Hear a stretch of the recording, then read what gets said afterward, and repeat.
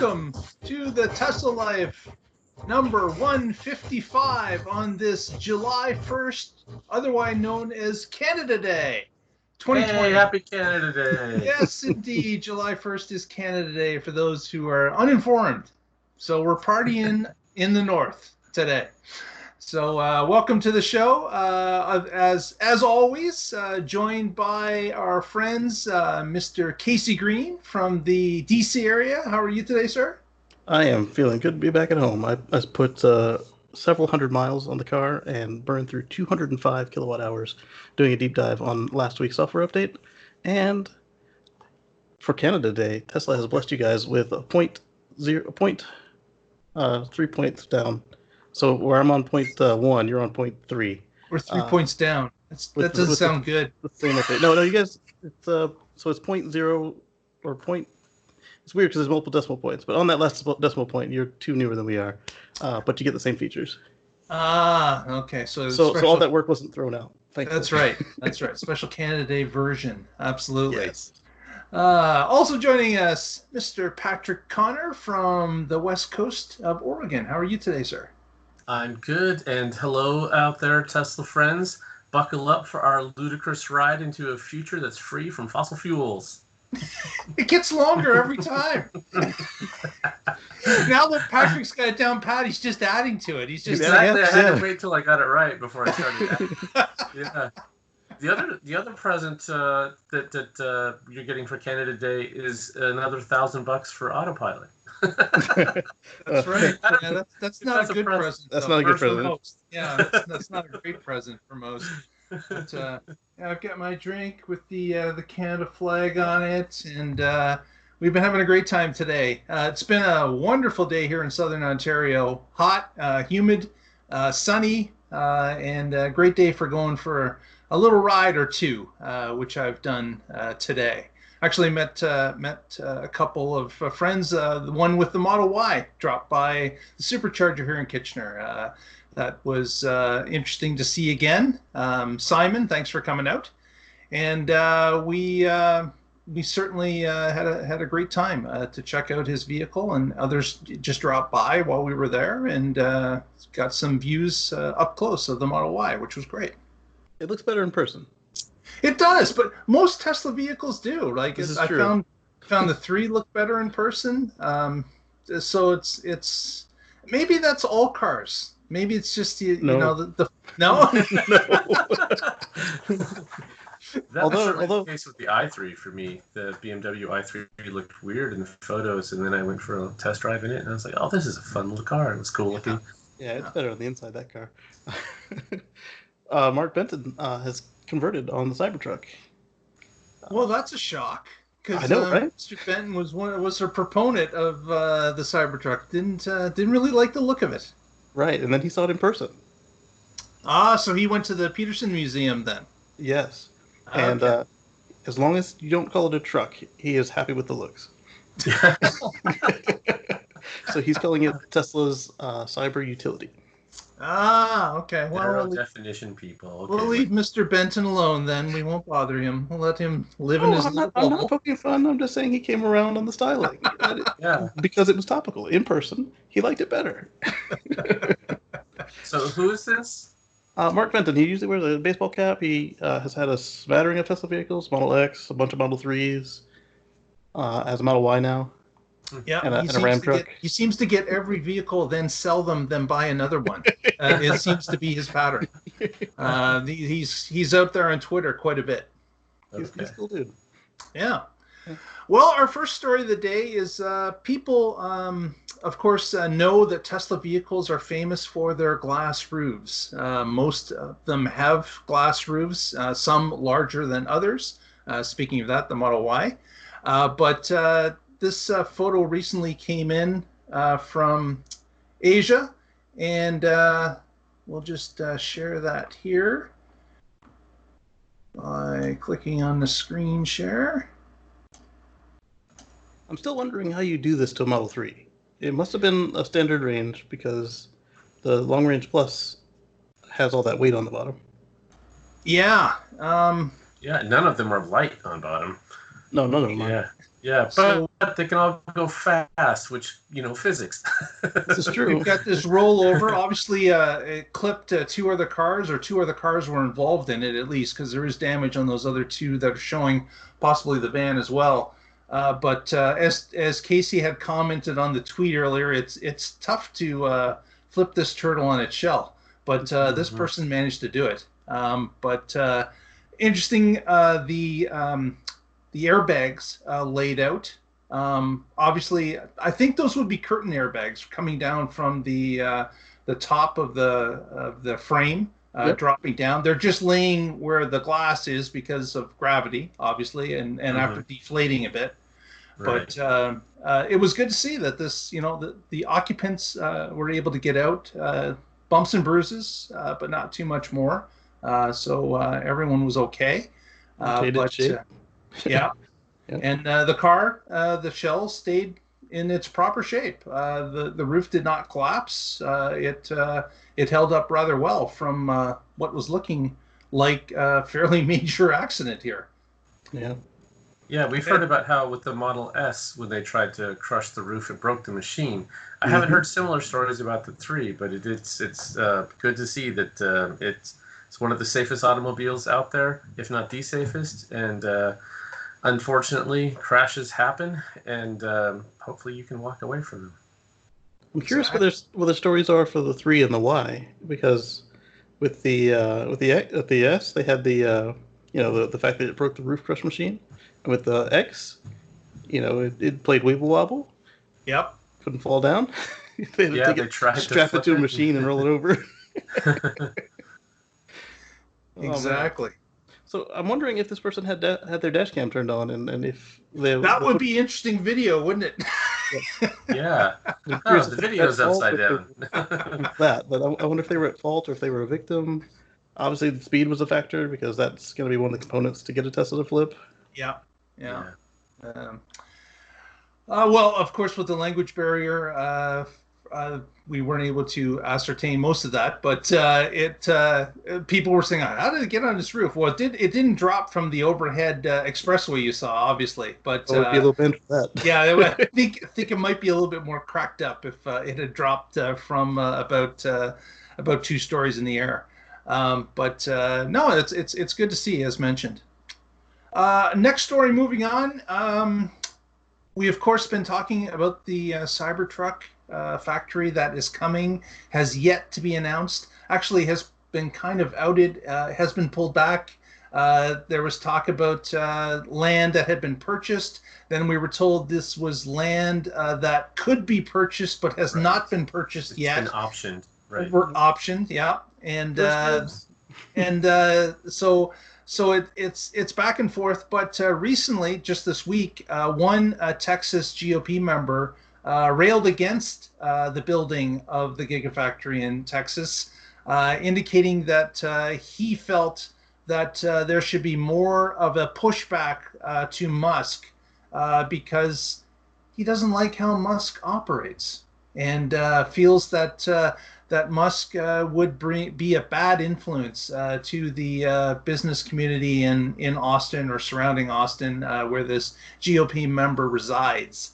Now, this is one guy out of obviously a larger group of government officials that want the jobs, they want the factory, they want Tesla to come.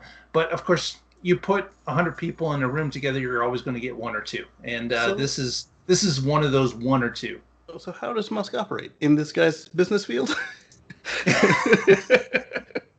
Well, this also could just be political banter, because of course any news is good news when someone is trying to get attention, right? So saying anything that is outrageous, saying anything that's against the grain, that's what picks up the eyes of the news media and gets reported upon. And maybe he believes his followers, the people that are going to keep him in office or reelect him, are on the anti-Musk side, or they could not be. It's just that he gets in the news free of charge. Yeah, but during a middle of a work shortage, crisis, it might backfire spectacularly for him. It might. And It might not. yeah, I have to wonder, and I haven't looked, how oily are his Yes. campaign donations. Does he They're have, pretty greasy. does he have some greasy fingers? Is what you're saying? Yeah. Yeah. Possibility.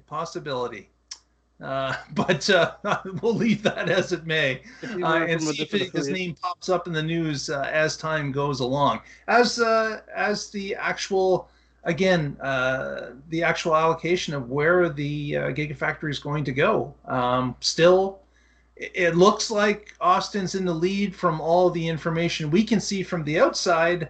But again, obviously there's something that's just they're not getting, I guess, agreement on, or maybe there's a few sticky issues that they haven't quite worked out yet because there has been no formal announcement. Yeah, Musk is a controversial figure, and he holds himself up as such by making non-apologetic tweets about various topics. And I listened to the Alameda County proceeding, and there were people calling in, and some of them were upset by some of the things he's said and done.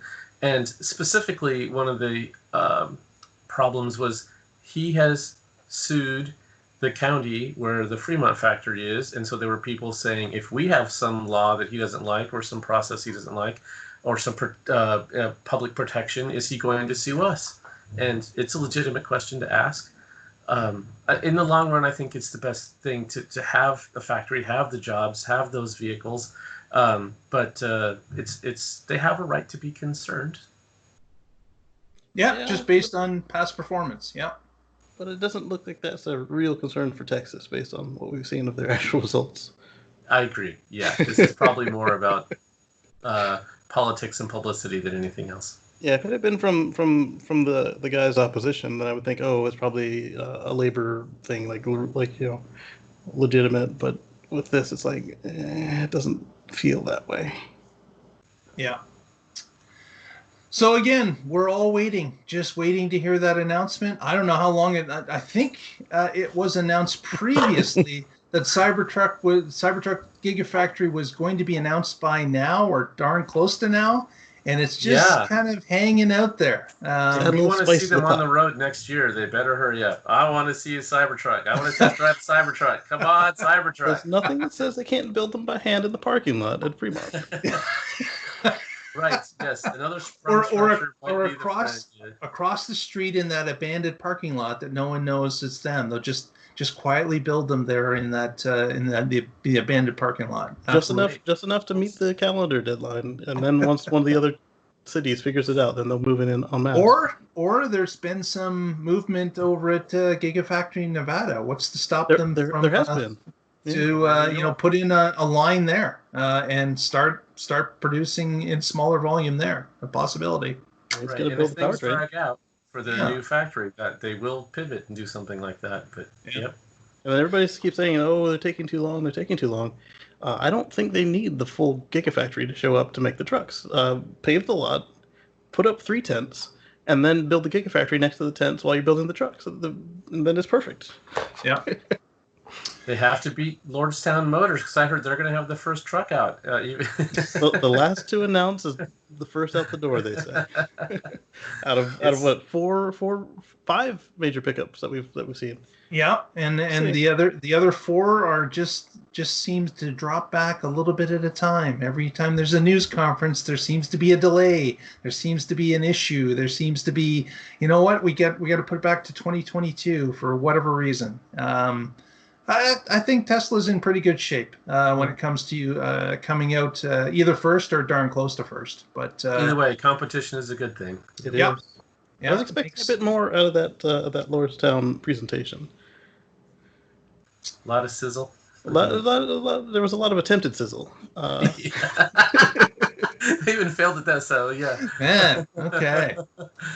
Well, speaking of sizzle, Mr. Green has prompted us at the beginning of the show about a video he was working on, and one of the aspects of that video, I believe, was he was going to check to see about the new update and 225 charging for the Model S and Model X. What say you, Casey? So, some vehicle out there Uh, Several Tesla hackers, including Green, the only, have seen code that says that some Model S's and X's can charge at 225 kilowatts. So I said, well, since my car didn't show me that it would charge at 225, and it's been shown on video at 170, but officially can do 200, let's go back and try some of the new V3s popping up around here and see what's going on. I got a whopping 118 kilowatts. Oh man. So Casey, you're saying your update pushed you back? Way back. That's slower than Gen 2 Release 1 could do. And so, I said, all right, well, maybe it's the station. Yeah, so I went to 2 others, and it got worse. It went down to 110. Oh my goodness. Yeah. So I called. I put in a service request in the app. I said, hey, I didn't think that the P100Ds were susceptible to throttling in the same fashion as the original Model S and X70, as well as the 90Ds.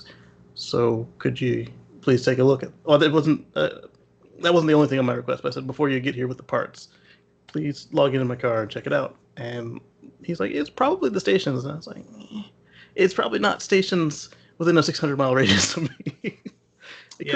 It could be, but I don't think so, because if it were, we should have heard more people complaining about slowness. And so I haven't heard back yet, but I will update you with what I find out. But I did burn 205 kilowatt hours, which is, with my level of degradation, is more than 2 full batteries. So you really went out to prove this, and you ended up doing a great deal of driving for nothing. For nothing.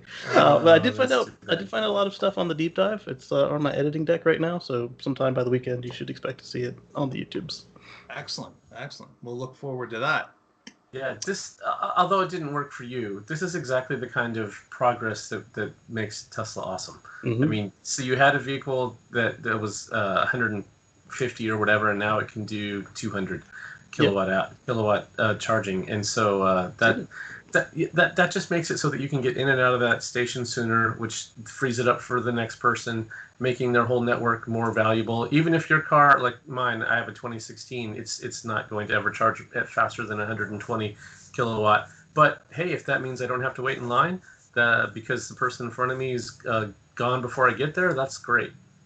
Oh, I did tap in and read from the BMS. The battery never got hotter than lukewarm. It was at 109 degrees was the max temperature. The fans were going like crazy, but it wasn't like they said before, where they heated up a lot, like they do for ludicrous mode. I'm gonna have to make another trip. I'm gonna put it in ludicrous mode and see what happens. And I'll chime in on. I'll chime in on Patrick's comment. Is that when I did my cross country run to California, I only charged at 120 to 125 for almost every charge, because the V3s were not out at that time. And like I tell you, when you make your stop to go to the washroom, grab a bite to eat, the car was done before we were done in every case. So waiting for somewhere between half an hour and 35 minutes to charge, no biggie. Even in a long run like that. And then on the V3's chargers, to go from 80 to 90 was a matter of minutes, like 5 or 10 minutes tops. It wasn't like on the V2s where to go from 80 to 90 is another 15 minutes, 20 minutes. I don't know if that's just because the handle has the cooling, or if it was something they did with the charge curve, because my car went to 120 and it stayed there until like 70%, and then it started to come down. I'll try to remember to find the charge curves and share them. But I mean, even though I didn't get the new peak, it didn't feel, other than seeing smaller numbers, it didn't feel like I had been shortchanged at all. Yeah, because it's area under the curve that matters. So so it matters the most. Yeah, so if you can stay up above 100 for longer, even that alone is great. Yeah. And I was just looking at a chart of U.S. DC fast charging, and Tesla is over half of what's out there. So all the other networks, including Electrify America and Blink and ChargePoint and whatever other one you can think of, all those added together are still less than what Tesla alone has. So if you want and Tesla vehicles have longer range to begin with than most. So that combination is what makes this can be something that can be your only car, where you can drive it across the country or continent. And it's too bad that other automakers just think, oh, we'll make cars. Charging is someone else's problem. It's sad. Well, and when you consider their mindset, the fuel has always been somebody else's problem. Even from the hand-built cars, it was like, oh, you go to your drugstore and get you a jar of gasoline, you'll be fine. And then, yes, that is actually, yes. People might think you're making a joke, but that is historically accurate, what he just said. Yes. and then when Model T era came around, they had the 5-gallon water bottles turned upside down full of gasoline, and I mean, it was always somebody else's problem. But so this idea of providing the fuel or the fueling is, I understand how it can be foreign to them, but they need to give it the program. I mean, it's in order to accelerate and to sell the vehicles that you need to have the structure in place. Exactly. You can wait for a third party to catch up and produce things, but you're not going to sell as many vehicles in that time period that you're waiting for that infrastructure to build up. That's why Tesla took the bull by the horns and said, listen, if we're going to make a one-use car for a family, we've got to have this supercharger network. We'll start off slow. We'll build it in California. We'll build it just up I-5, and then we'll go from there. And it worked like gangbusters for them. But here's one thing they could do. They could start the network. They could build it completely out. Spin it off, sell it, whatever.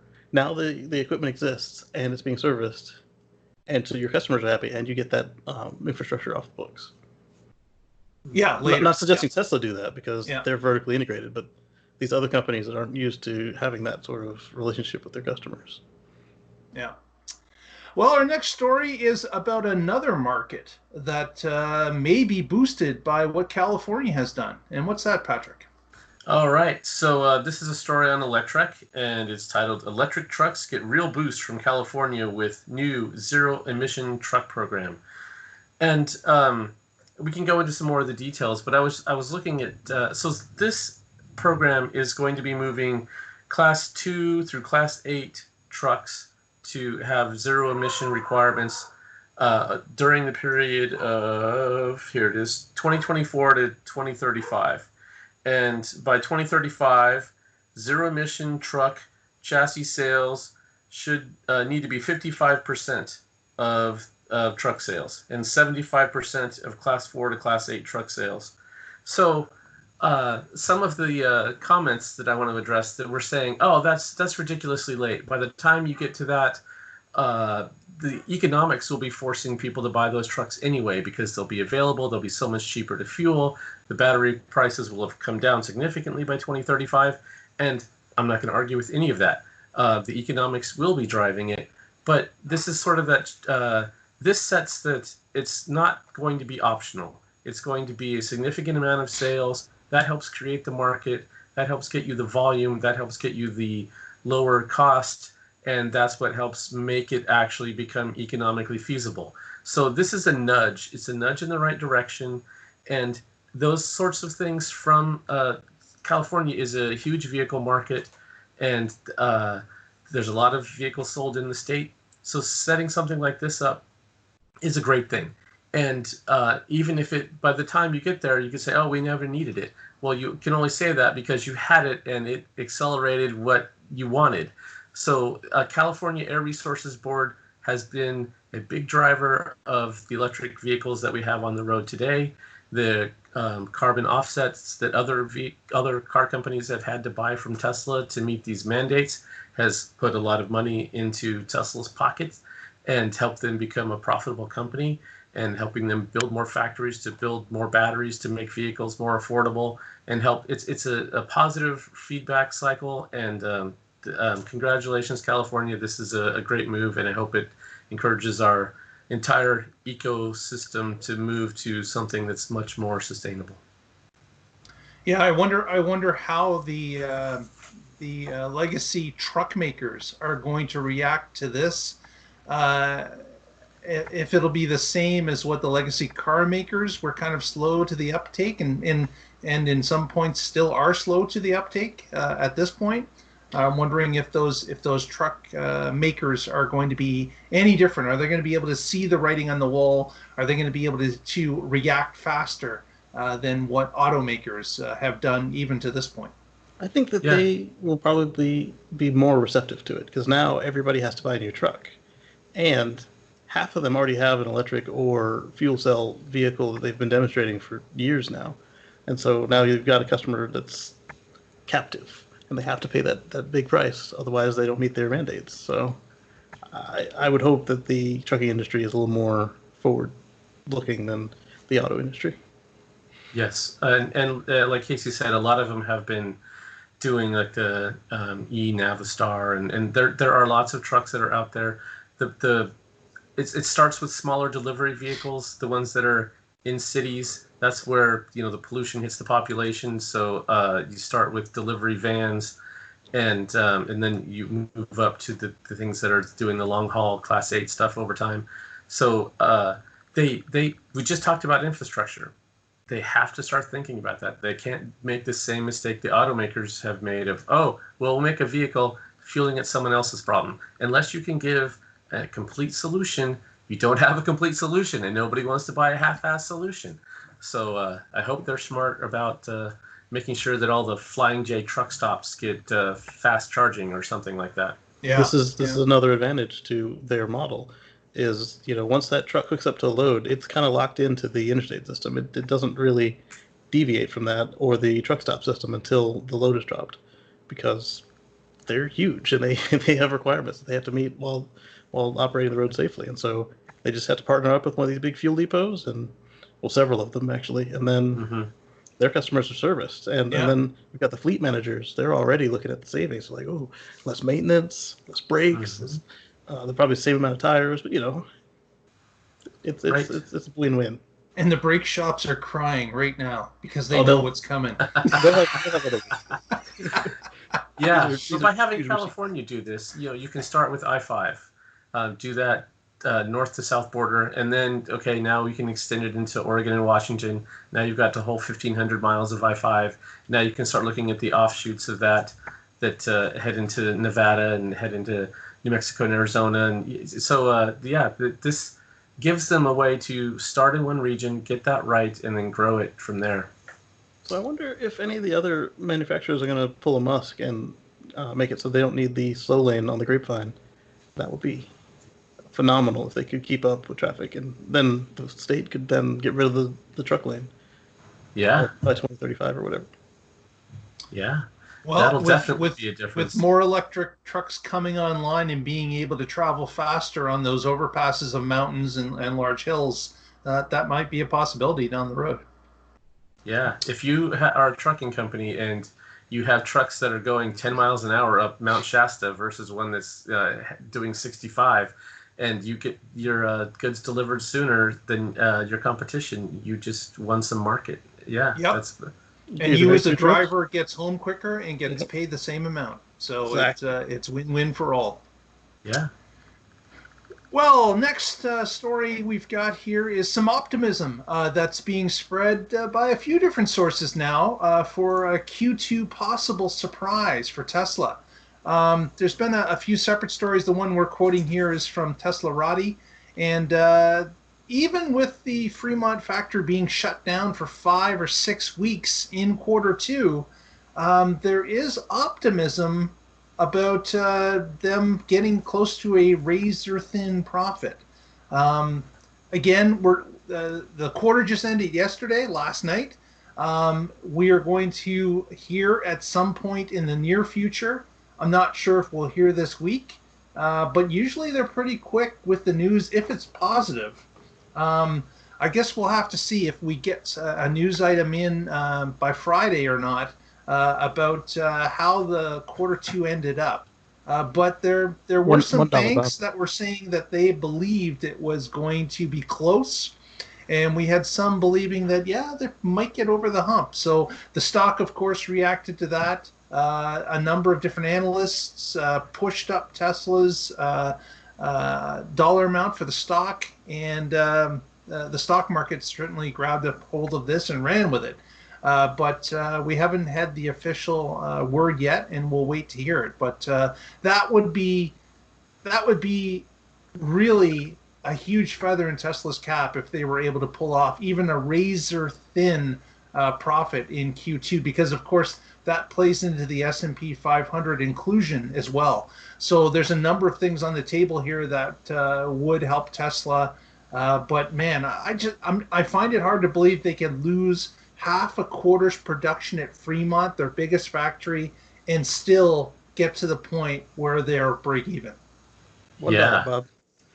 Yeah, just the fact that this is even possible is, imagine what they would have done if they didn't have that shutdown time. But then also they have an additional factory that was running now. So while the first one was shut down, nowhere near the capacity of Fremont. This is true.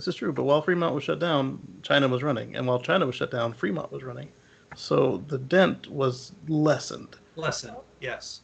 And then of course there's the end of the quarter push in both places. So, like I was reading stories about the trucks racing from the docks over in Europe over the last weekend, and you had people in line waiting to get their car straight off the boat.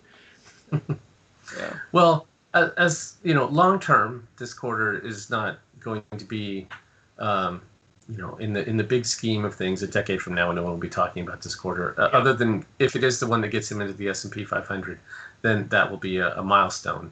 But if it's not this time, it'll come up later this year, and either way, it's fine. So it would be exciting and amazing if they do it, but I'm also not hugely disappointed if they don't.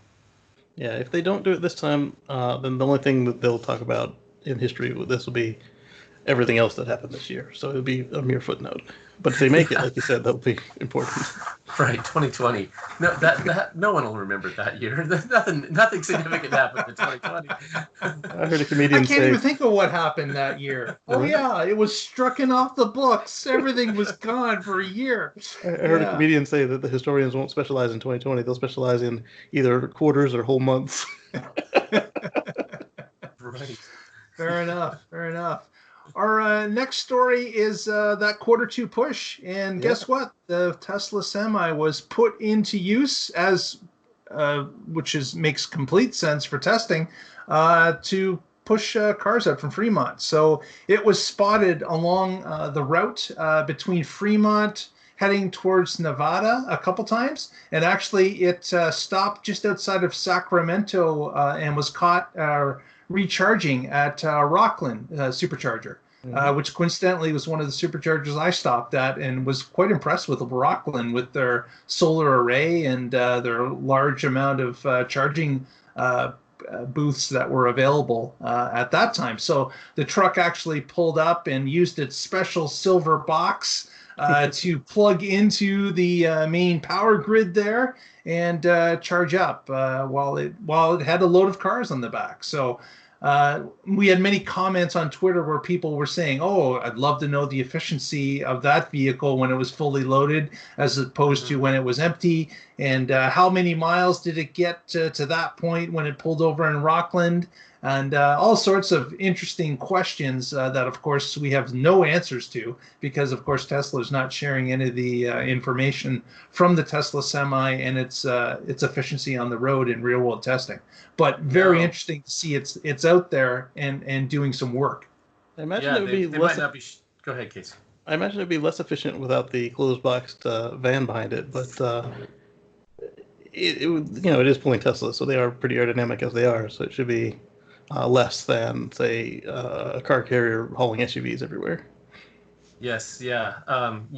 It's true they're not sharing that data with us, but they're collecting it, and they're going to be analyzing it in detail.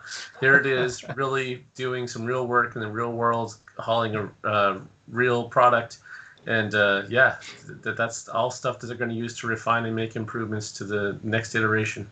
Yeah, and this time it's not a photo op like last time.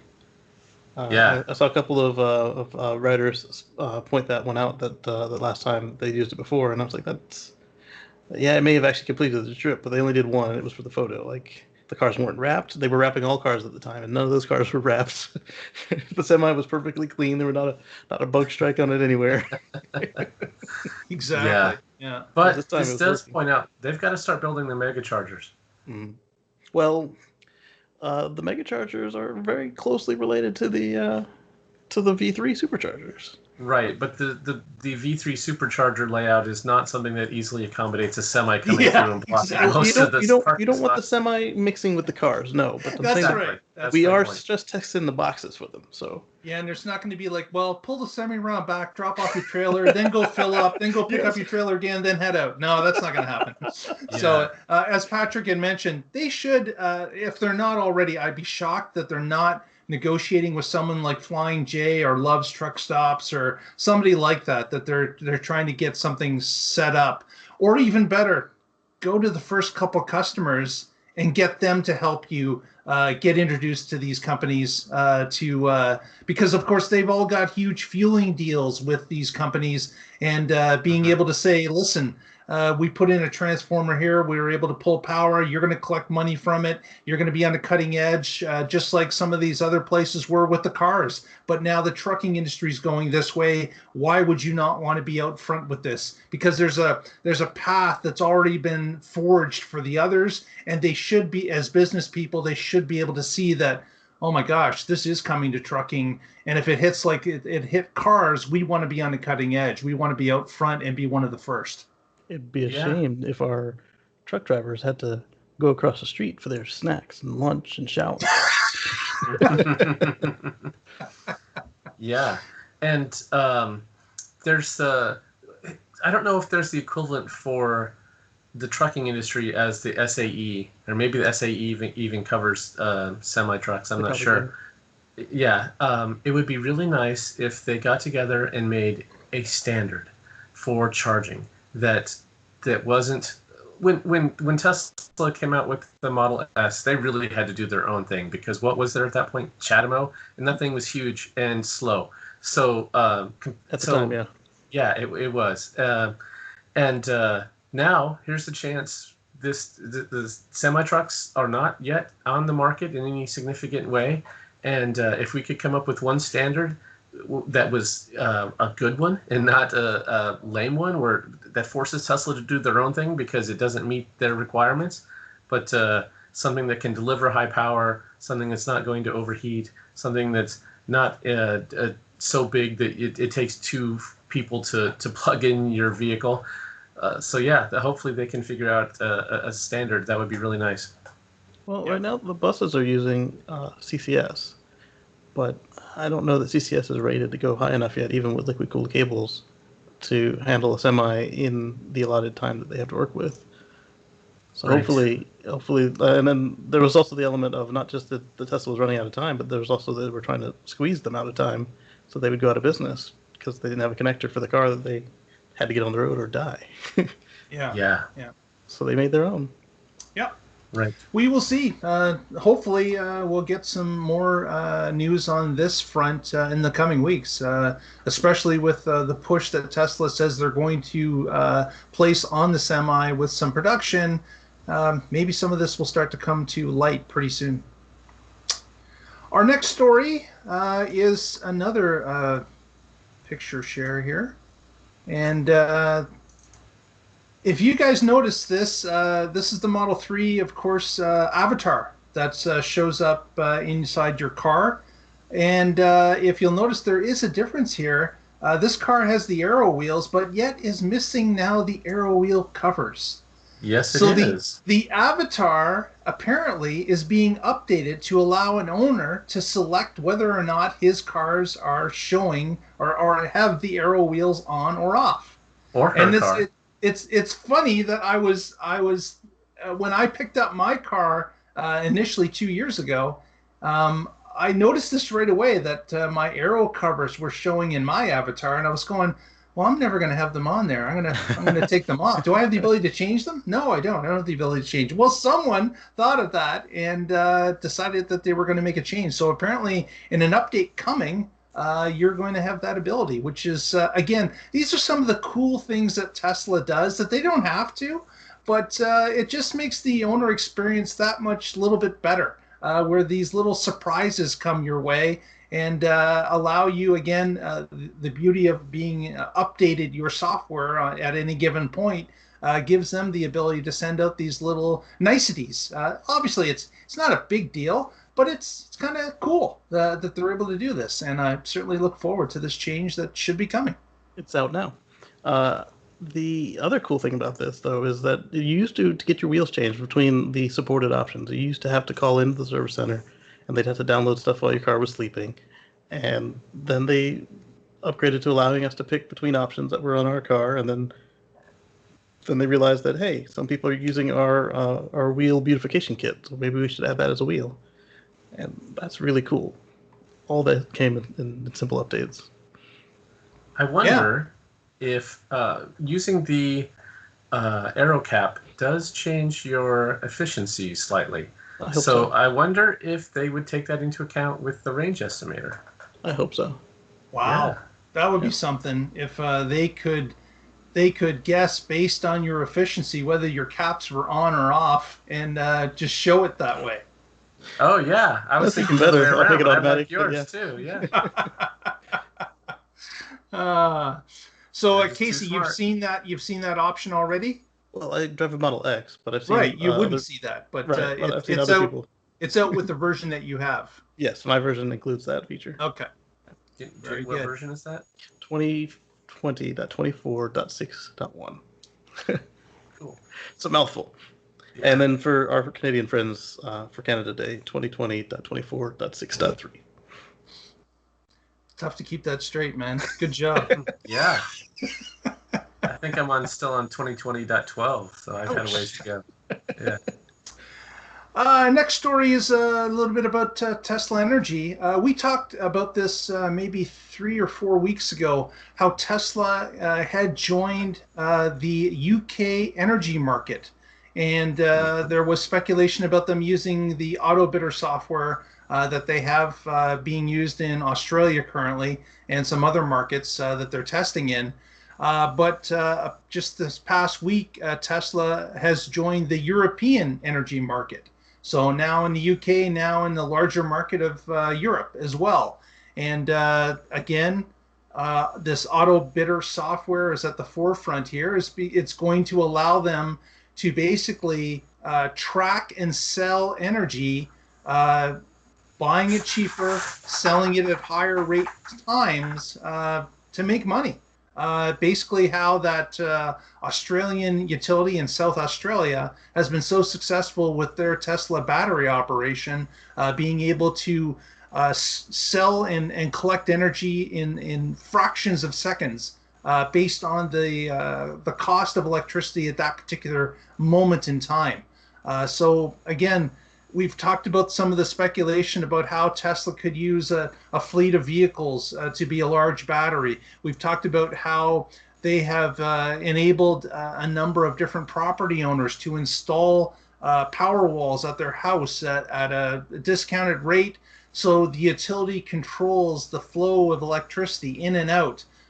So vehicle to grid, which is not happening at this point, but is a possibility, along with these houses that have solar and these battery collection systems. With the addition of Autobidder, somebody's going to make some serious money here as more and more batteries and cars come online and are connected to the grid and can take advantage of this Autobidder system that enables to buy and sell in fractions of seconds. So this is another piece of the puzzle. We're starting to see more of it happen, and we'll see if it comes into North America at all.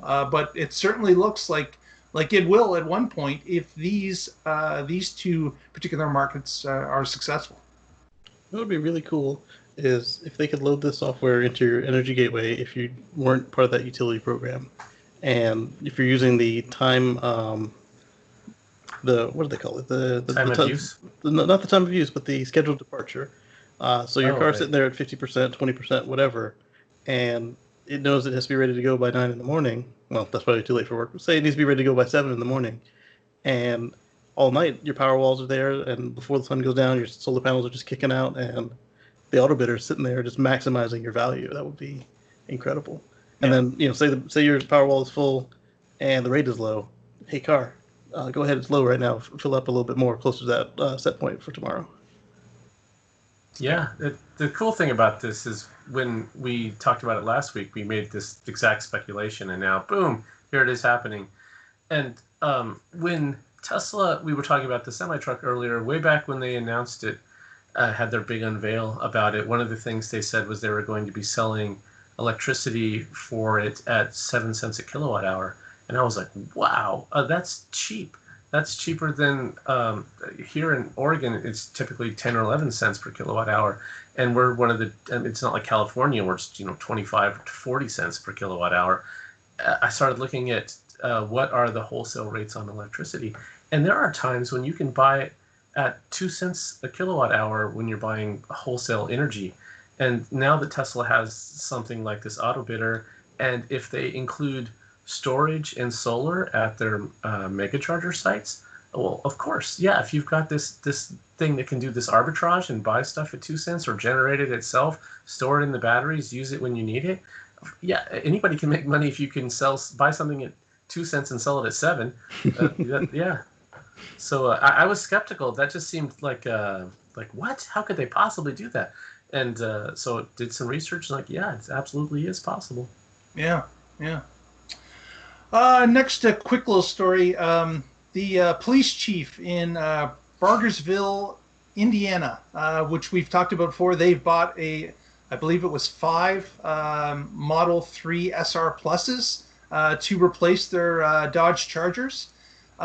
He was prompted on the internet by a few different people through his Twitter feed about how it was going now that they're a little bit over a year of owning the vehicles.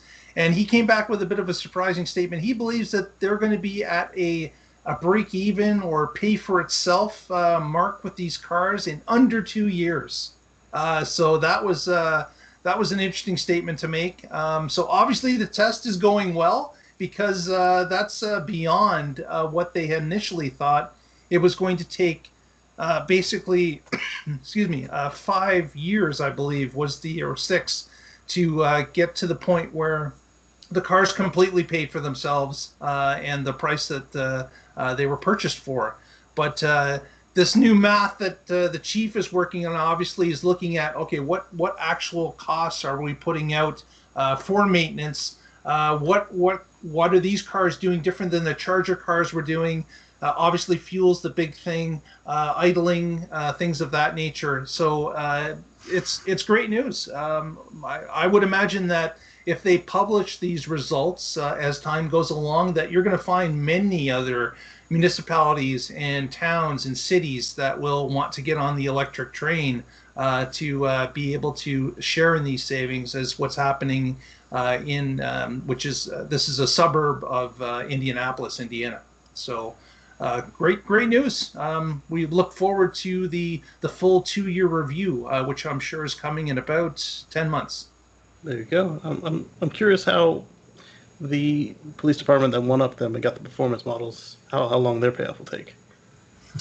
Yeah, it's and they've got the flashy colors too, so they pay an extra $2,000 for that. So the colors and the performance. Yeah, well, this is just fleet managers are going to do this basic math, and that's what matters to them. So yeah, they're not politically motivated or whatever else. If it meets their needs and it has lower fueling costs, lower maintenance costs, yeah, they're going to go all in. Yeah. And it'll help out with the drivers too, because they have less of that NVH just constantly there when they're sitting in their cars. So no vibrations. There will be the air quality they're dealing with is better. Mm-hmm. And speaking of Tesla over time, Patrick's got a story for us that's a bit of a retrospective of what has happened so far in Tesla's life. Yeah, although before we leave that one, I have to say, who run Barterville? Oh, that was Bartertown, sorry. Okay, so this next story is on Bloomberg, and it's titled 10 Years After IPO, a look back at Tesla's extraordinary decade. And the first thing we have to talk about is when they IPO'd, it came out, the stock price was $17 a share. So here we are a decade later, and it's at 1,000. So who doesn't love a 6,000% run up in stock price? I hope you all bought some at the IPO. I wish.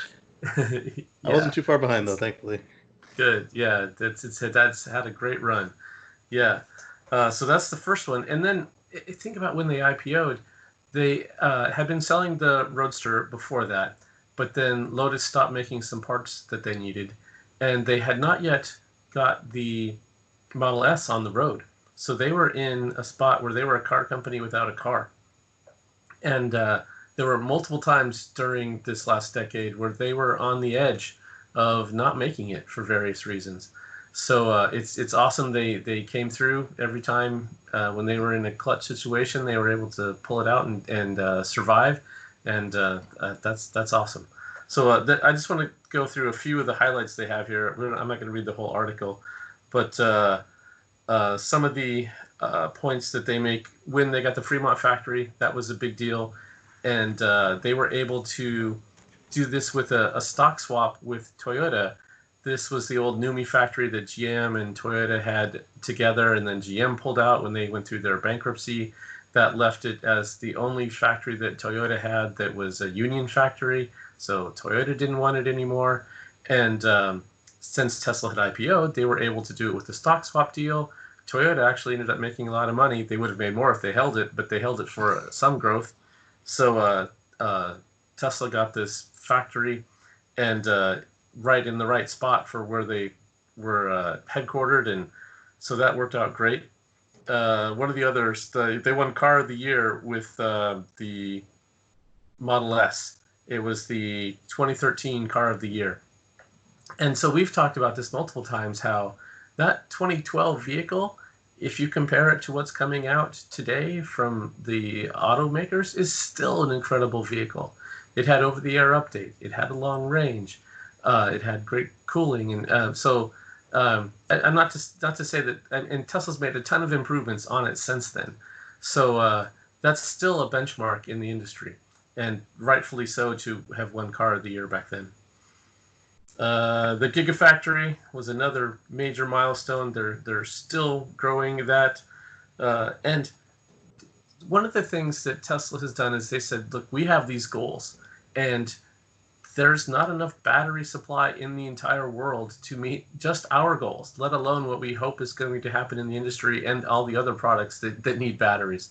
So they took a huge step at starting this factory and calling it a Gigafactory because that's the scale of output that they want to have there.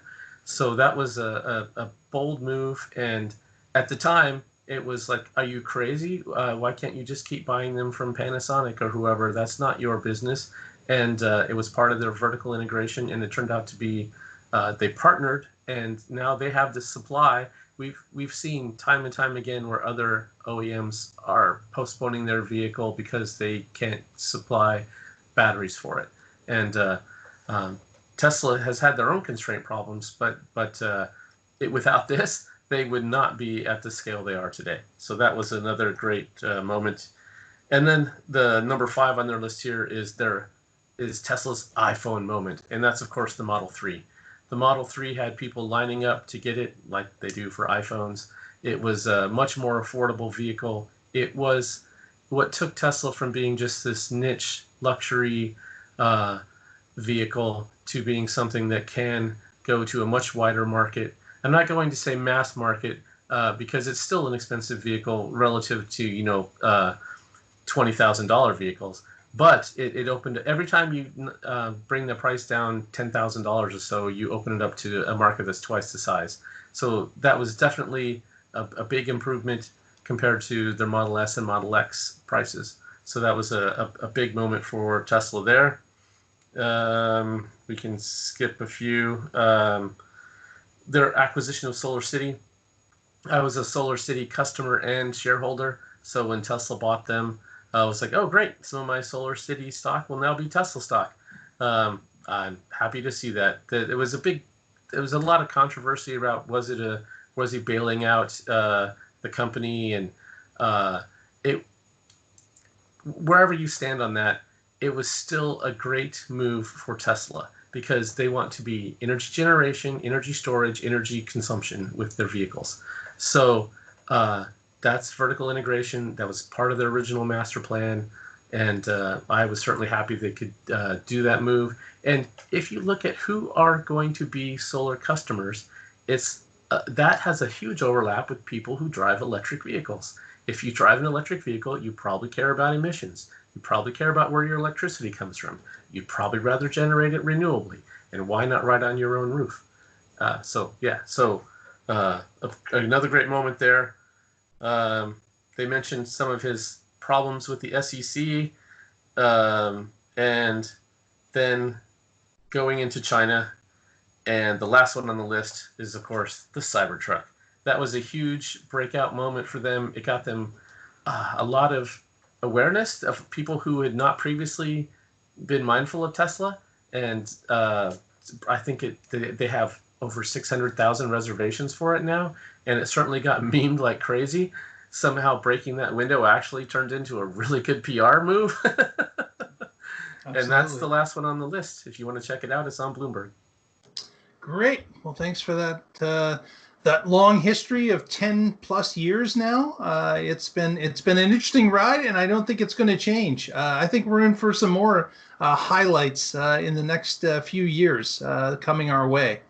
And one of those highlights that I'd like to share right now, just a quick picture. We've been waiting for this for quite some time. And we've got the first vertical pillars installed at Gigafactory Berlin. So we've actually got some concrete connected to steel that has arisen just today.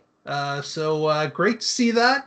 And we had another story about, we won't get to it tonight, a little bit about how Tesla's even running ahead of the approvals at Gigafactory Berlin. But if you want to see that, please go to our Facebook or our Twitter feed, and you can link to those stories there. And if you haven't already, and you're watching the program right now, please give us a thumbs up. That helps us. And also, if you haven't subscribed, please subscribe. It's free, and it helps us get in the eyes of other YouTube viewers and propels the show forward. So help us out with that, and that would certainly be greatly appreciated. And with that, let's go to Casey for some closing comments. So, like I said, I'm working on a deep dive into 2020.24.6.1/3, and I've got a quick preview, quick deep dive, quick look into it already up on my site at youtube.com/KCGreen. That's KACEYGREEN. And as I also said, I did put some hours into it, and right now I'm just kind of arranging it so I don't waste too much of your time getting into the weeds.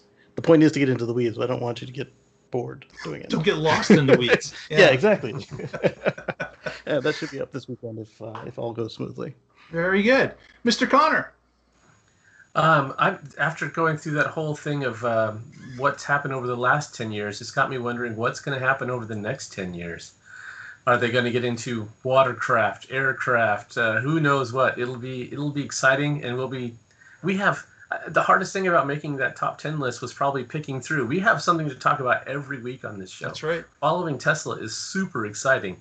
So what do you think the stock will be in 2030? Yeah. It might split. So. Yeah, it could. It might do a 7 split like Apple did. So Who knows? Who knows? Yeah. Sharp. That would be awesome. Yeah, 7 for 1. When they hit 7,000, they can do that and come back to. Well, with that, we'd like to thank you for watching, and we'd like to thank Lee Moon for his music that we use every week that we're about to queue up and say goodbye. And please tune in next week and find out what's going on in the Tesla life. Good night, everyone. Have yourselves a great week. Bye, everybody. Stay safe. Stay charged. Wash your hands.